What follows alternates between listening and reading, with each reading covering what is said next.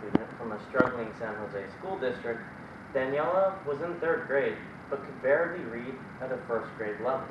In her own words, she was afraid to go to school because she could never finish her homework on time and she always fell behind. Much worse, Daniela was not alone. Her experience is instead becoming a commonality for students throughout American elementary schools. Today, students continue to fall behind in classes with little to no chance of ever catching up to their peers. So it was against almost all of the odds that the Martinez family hoped Daniela could be different. Their hope was inspired by something very special happening just miles away from Daniela's previous school.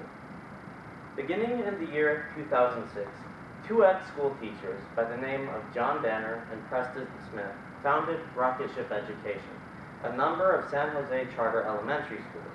Their mission was to help students like Daniela reach their full potential, and their means of doing that would be blended learning, a teaching model in which students learn from both face-to-face learning with teachers and online or computerized learning to maximize their potential within the classroom.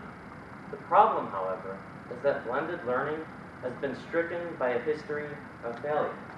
So why was it that Daniela's parents put their faith in Rocket Ship, and what did the results mean for students across America? To find the answer, we will approach Rocket Ship schools from a number of different perspectives.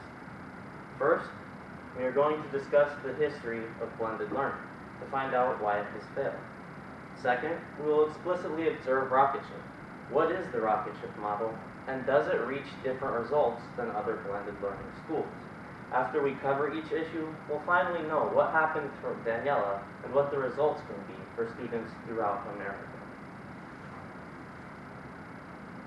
Modern educational technologies have advanced far from their humble origins.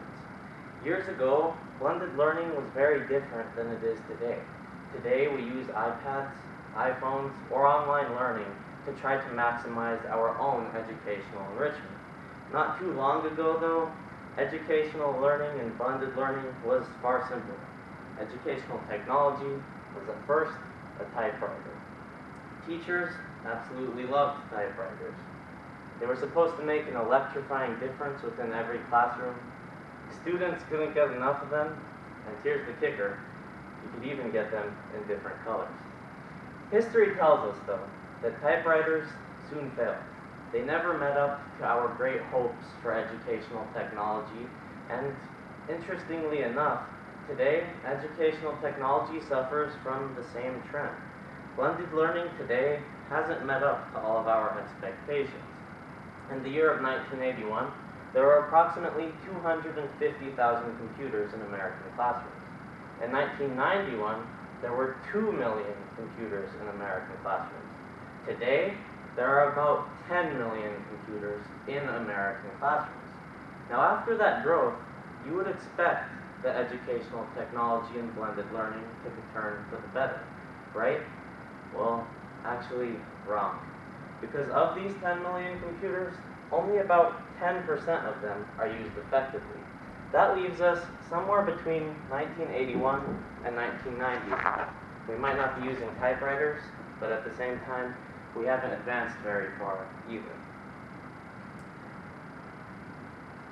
Interestingly, though, even though blended learning has failed, we found out why it's failed. Blended learning has often been used for cost savings rather than educational enrichment. Additionally, teachers often lack the technological training to make the best use of blended learning, even when they want to. In addition to that, though, the United States Department of Education continues to affirm that blended learning actually is the pinnacle of an educational learning environment. It was this same method of thought that inspired John Danner and Preston Smith to form the Rocket Ship schools. They believed that if they could just fix educational technology's troubled past, that they could provide inspiration for America's students. In order to do this, they've utilized a very dynamic blended learning model, which requires both a learning lab and adaptive teachers. When students go to Rocket Ship, they step into the learning lab for at least 2 hours every day. Now, what is the learning lab? It's a big room full of 100 computers for the use of 100 students. And every time that a student uses a computer, they log on to a program that is tailored to meet their needs. For example, if a student has been having trouble with division, then that student is able to receive easier division problems, but also more division problems so that they can start to practice and master basic skills. But the individualized learning doesn't end there, because when students leave the learning lab, their results from those programs are transmitted in real time to their teachers. The teachers then have to adapt to what they have learned from the learning lab. In essence, this allows a constant stream of individualization to occur at rocket ship schools. But it's not easy. Most teachers teach based off of a set curriculum. They know what they are going to study and cover each day of the year. At rocket ship, that's not the case, because teachers have to constantly adapt. How do they do this? With tons of teacher training and development. Unlike other schools, Rocket Ship uses the costs that are saved from the Learning Lab to reinvest into teacher training. As a result, every teacher gets 2 hours of teacher development every week, and at the same time also has in-class training from administrators once every 2 weeks.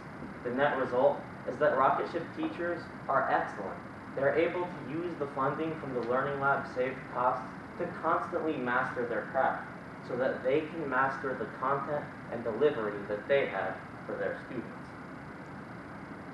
So, now that we've learned about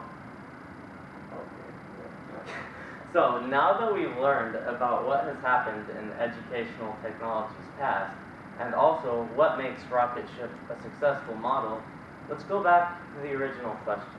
Whatever happened to Daniela, and what can we learn from the Rocket Ship schools? Well, it's first important to note that Daniela is a very typical type of student at a rocket ship school. 80% of rocket ship students come from families that are below the poverty line, and 80% of students are still learning English. But those students who are like Daniela also find that by the time they leave rocket ship, they are so enriched that they are outperforming their peers from both non-affluent and affluent schooling regions throughout America. If you remember, for example, Daniela entered 3rd grade at a 1st grade reading level. By the time she started 4th grade, she was at a 5th grade reading level. In just 1 year, she jumped 4 grade levels in reading, and the same followed suit throughout all of her academics. Clearly, Rocket Ship is doing something very special. And while cynics may say that it's just isolated to Rocket Ship, maybe the school is too small for us to generalize to a nationwide scale, I'm here to tell you that they're wrong. Rocket Ship gets the same amount of funds as any other public school. They just use them more wisely. They learn from the past of blended learning. They learn not to use Learning Lab saved costs as saved costs, but rather for reinvestment within the school. And as a result, they are able to constantly develop their teachers to adapt to student needs. The net result is that at Rocket Ship, and schools that can be like it in the future, we can individualize learning for students. We can help them to reach the best of their potential, and that way, every child in the United States can rocket to the other side of the education gap. Thank you.